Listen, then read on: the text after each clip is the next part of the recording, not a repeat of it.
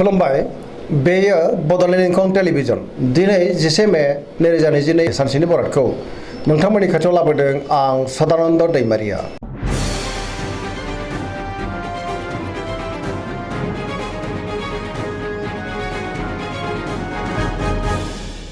सिगां फरायनो लादों मेष राशि गिबि हांखो अ ल। दिनैनि साना जोबोर मोजां, बयजोंबो अनजागोन आरो गावबो गुबुनखौ अननो रोंगोन।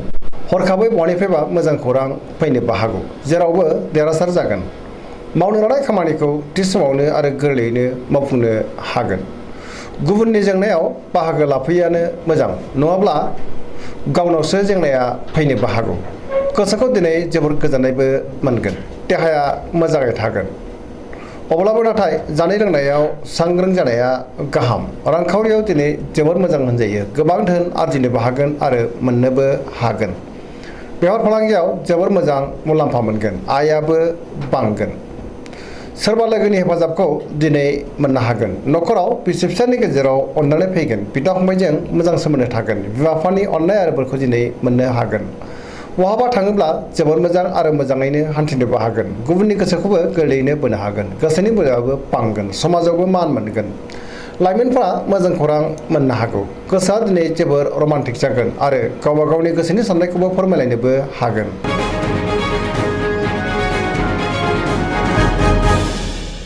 वृष राशि गिबि हांखो इ उ ब। दिनैनि साना जोबोर मोजां, गोबां खामानि मावनो गोसो दुंखांगोन। गोदान प्रजेक्ट लानो रोंगोन, माबा मोनसे मोजां खौरां मोननोबो हागौ। गोसोखौ दिनै जोबोर गोजोननाय मोनगोन, गोसोनि बोलोआबो बांगोन। मावनो लानाय खामानिखौ थि समावनो आरो गोरलैयैनो मावफुंनोबो हागोन। सिगांनि बबेबा आद्रा खामानिखौबो दिनै मावफुंनो हागोन। समाजावबो मान मोनगोन। रांखावरियाव दिनै जोबोर मोजां होनजायो, गोबां धोन आरजिनोबो हागोन। बेफार फालांगियाव जोबोर मोजां मुलाम्फा मोनगोन, आयाबो बांगोन। न'खराव दिनै बिसि फिसायनि गेजेराव अनलायनाय फैगोन, बिदा फंबायजों मोजां सोमोन्दो थागोन। देहायाबो दिनै मोजाङैनो थागोन। गुबुननि हेफाजाबखौ मोननो हागोन। जायखि खामानि मावा मानो मोनफ्रोमबो खामानिखौनो दिनै गोरलैयैनो मावफुंलांनो हागोन। गोसोनि साननायफ्रा मोगथाङाव जाफुंगोन। सोरबा लोगोनि हेफाजाबखौ मोनगोन। पजिटिभ एनार्जिनि गोहोमबो गोग्लैनो हागौ।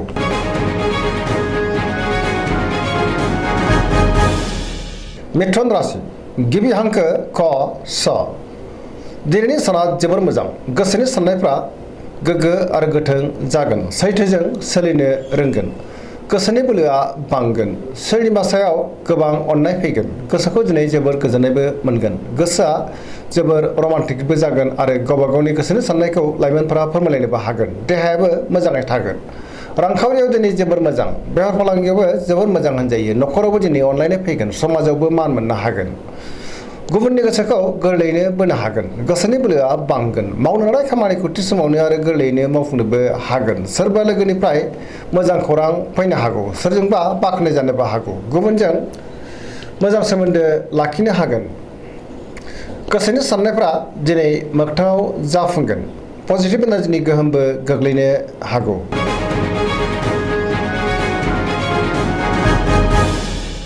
कर्कट राशि गिबि हांखो ड ह। दिनैनि साना बारा मोजां नङा। गोबां बिथिङाव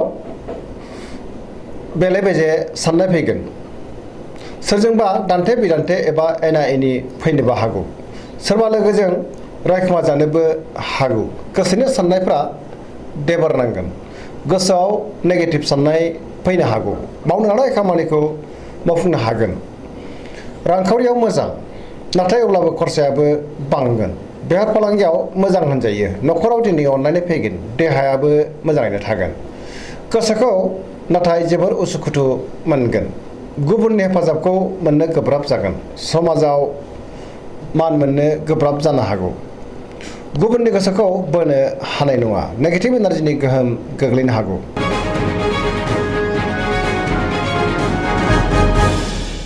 सिंह राशि गिबि हांखो म ट।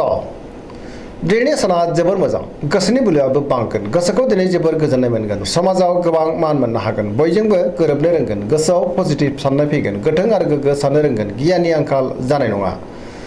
गोबां मोजां खाबु फैनोबो हागौ। मावनो लानाय खामानिखौ थि समावनो आरो गोरलैयैनो मावफुंनोबो हागोन। सोरबा लोगोनिफ्राय थोजासे हेफाजाब मोनगोन। बहाबा दावबायहैब्ला दिनै जोबोद मोजां आरो मोजाङैनो हान्थिनोबो हागोन। रांखावरियाव दिनै जोबोद मोजां होनजायो। मोननो गोनां धोनखौबो मोननो हागोन।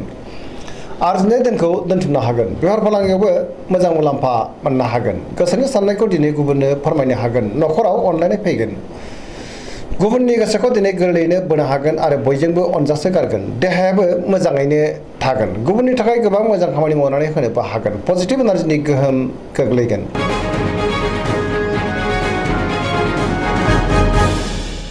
कन्या राशि गिबि हांखो प ट दिनैनि साना बारा मोजां नङा। गोसोआव नेगेटिभ साननाय फैगोन। गोथों आरो गोग्गो साननो रोंनाय नङा। गियाननि आंखाल जानो हागौ।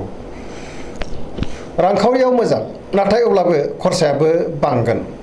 बेफार फालांगियाव मोजां मुलाम्फा मोननो हागोन। न'खराव बिसि फिसायनि गेजेराव अनलायनाय फैगोन। बिमा बिफाजों अनजागोन आरो बोर मोनगोन। देहाया नाथाय बारा मोजां थानाय नङा। जानाय लोंनायाव सांग्रां जानांगोन। गुबुननि थाखाय नाङा फाङा जेंनायाव गोग्लैनांनोबो हागौ। गोसोखौ दिनै लाइमोनफ्रा जोबोर रमान्टिक मोनगोन आरो गोसोनि साननायखौ फोरमायलायनोबो हागोन।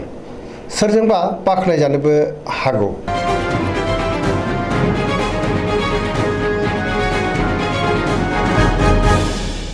तुला राशि गिबि हांखो र ट दिनैनि साना जोबोर मोजां।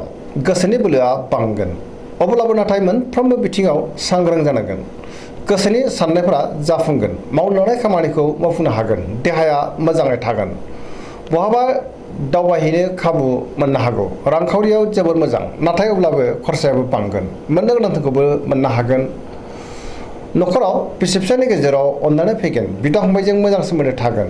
गुबुननि थाखाय मोजां खामानि मावनानै होनोबो हागोन। बेफार फालांगियाव मोजां होनजायो।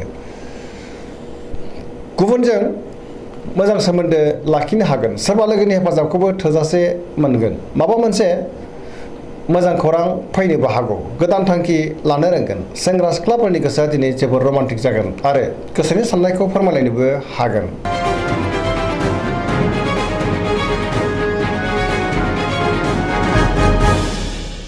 वृश्चिक राशि गिबि हांखो न स दिनैनि साना जोबोर मोजां।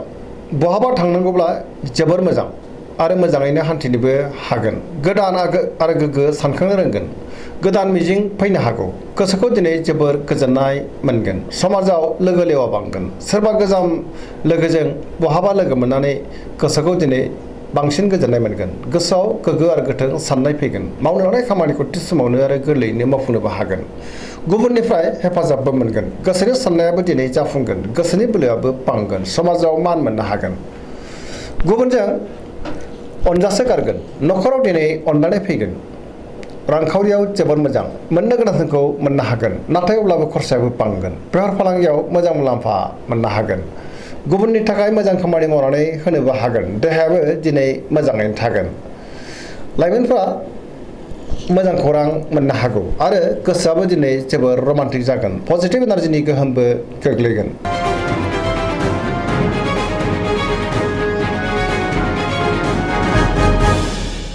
धनु राशि गिबि हांखो ध फ भ दिनैनि साना जोबोर मोजां।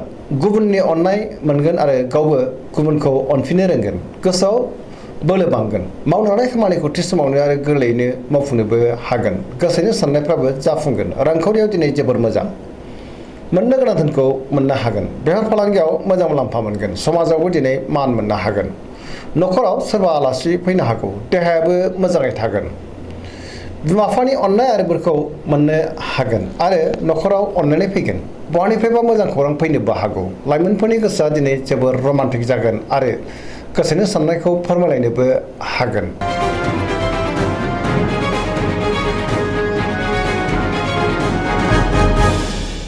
मकर राशि गिबि हांखो ख ज दिनैनि साना मोजां आरो गाज्रिनि गेजेरजों बाबेनलांगोन। बहाबा थाङोब्ला लामा सामायाव सांग्रां जानांगोन। जाब्रबथायनि आसा दङ।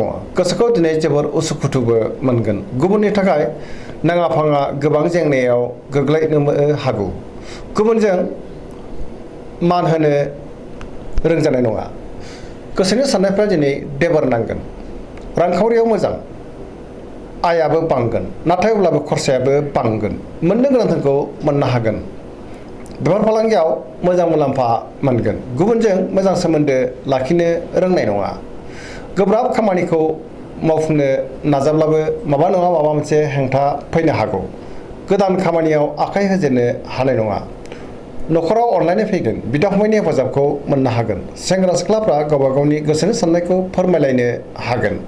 फरायसाफ्रा फरायनायाव गोसो दुंखांगोन आरो मोजां फिथाइ मोनगोन।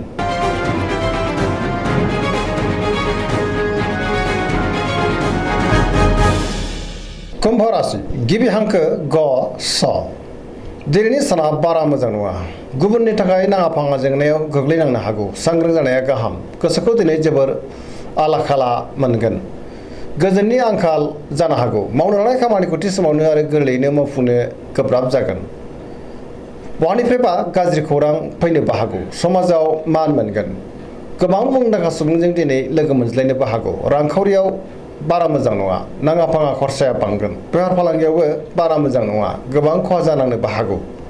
देहाया दिनै मोजाङै थागोन। अब्लाबो नाथाय जानाय लोंनायाव सांग्रां जानांगोन। न'खराव अननाय फैगोन। गुबुननि हेफाजाबखौ मोननो हागोन। बिमा-बिफानि अननाय आरो बोरखौ मोनगोन।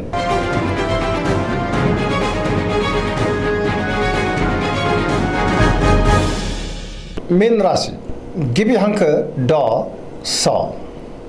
दिनैनि साना जोबोर मोजां। गोसोआव पजिटिभ साननाय फैगोन। सोरनिबा सायाव गोबां अननाय फैगोन। गोबां मोजां खाबु फैनोबो हागौ। गोसोनि बोलोआबो बांगोन। गावनि गोसोनि साननायखौ दिनै गुबुननो फोरमायनोबो हागोन। देहायाबो मोजाङै थागोन। अब्लाबो नाथाय जानाय लोंनायाव सांग्रां जानांगोन। बहानिफ्रायबा मोजां खौरां फैनोबो हागौ। रांखावरियाव दिनै जोबोर मोजां। अब्लाबो नाथाय खरसायाबो बांगोन। बेफार फालांगियावबो जोबोर मोजां होनजायो। न'खराव दिनै बिसि-फिसायनि गेजेराव अनलायनाय फैगोन। बिदा-फंबायजों मोजां सोमोन्दो थागोन। बिमा-बिफानि अननाय आरो बोरखौबो मोननो हागोन। सोरजोंबा बाख्नाय जानोबो हागौ। लाइमोनफोरनि गोसोआ दिनै जोबोर रमान्टिक जागोन। फरायसाफ्रा फरायनायाव गोसो दुंखांगोन आरो मोजां फिथाइ मोननोबो हागोन। दिनैनि राशि फरायनाया एसेनोसै। जोबनायाव बेखौनो खावलायो जाहाथे नोंथांमोना सानफ्रामबो जोंनि बे बड'लेण्ड इंखं टेलिभिजनखौ नायबाय थायो आरो साबस्क्राइब खालामो, लोगोसे लाइक खालामो आरो शेयार खालामो। एसेनोसै, गोजोन्थों।